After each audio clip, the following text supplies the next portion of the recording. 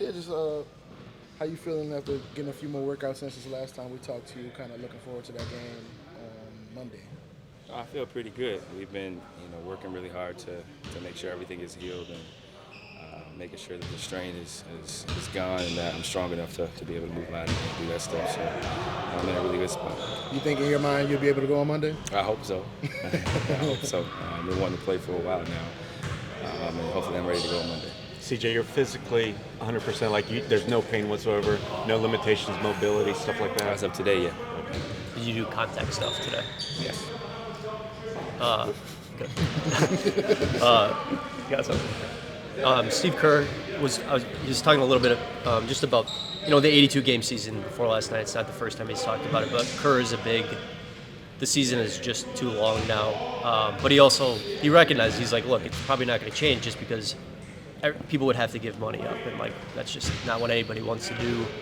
What are your thoughts on the 82 game season? Are you good with 82? Do you think we're at a place where it should be looked at as shortening or anything like that?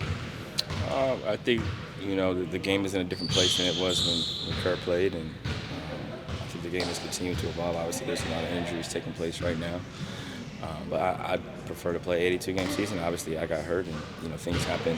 That's a part of the game, and there's a lot of guys that have gotten injured. But I enjoy the challenge of trying to get through a long season where there's back-to-backs. There's some quote-unquote schedule losses where you land at 3 or 4, or your plane gets stuck and you don't take off. It's all a challenge, and I think you have a small amount of time to play basketball, so you try to maximize it, and then when it's over, it's over. So I don't mind the 82 game schedule, but I think it's more of a conversation that has to be had between the league and the union and governors and players, and go from there. But historically, it's always settled on that's what's best for the game.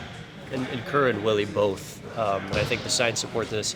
You guys are just running a lot more in every game. Do you when you look at the data or have conversations with guys who played 20 years ago, see that it's just way more movement now? Yeah, the pace is faster, and you can look at the points per possession, how many possessions there are in the game, how quick players and teams are advancing the ball past half court with the pass ahead, just the brute speed alone. And then the three-point shot, has changed drastically across the league. Everybody's shooting 43s, 53s, which means you have skilled players, right, but also versatile players who are going to switch. You got 1 through 4, 1 through 5, a lot of teams switching. Centers are shooting threes, and when I first got into the league, you started the 7-footer and the 6'11" guy. Generally, you had two formal bigs who played in the post, and now you have a versatile 4 who's more like a wing. You got a versatile 5 who can go guard, and I think the game has changed drastically. And you said this is the first time you ever dealt with a groin adductor type of thing, right? Yeah, never in my career. Yeah, and what's it like just kind of trying to manage that, just trying to figure out when you're finally right to come back from that? It's a unique injury because you'll feel good and you won't be 100% yet in terms of imaging and things like that. So you have to kind of stay ahead of it and self-report and self-monitor because these types of injuries they can come back to haunt you, or you could get re-injured if you're not allowing the tissue and the muscles and the strain to be healed completely, but then also strengthening everything around it. So it was a process just to make sure.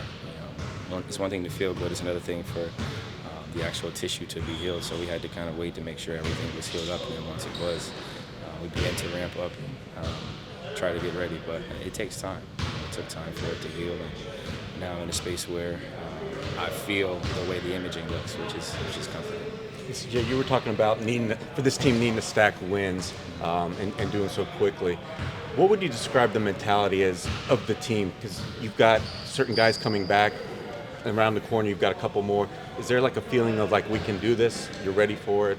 Yeah. How would you describe it? One game at a time. We're in a bit of a hole, and we're not going to get out of it in one night. So it's about each possession, stacking your days, putting the time in here, and then competing at a high level and giving ourselves a chance. Like last night, we had a chance. All you can ask for is executing the game plan, playing hard, being selfless, and giving yourself a chance to win games. And when we do that, we'll have success. And guys will start to come back, and we'll build on a lot of what we were doing in the beginning of the year and in training camp, and we'll be able to turn that into positive basketball for everybody. It seems like Dejounte's not terribly far behind you in terms of being able to get back in the court. How much are you looking forward to just getting reps with him? Yeah, we want to get reps with DJ. It's unfortunate, obviously he gets hurt in the first game, freak accident, right? That's a part of the game, and he's ready to go.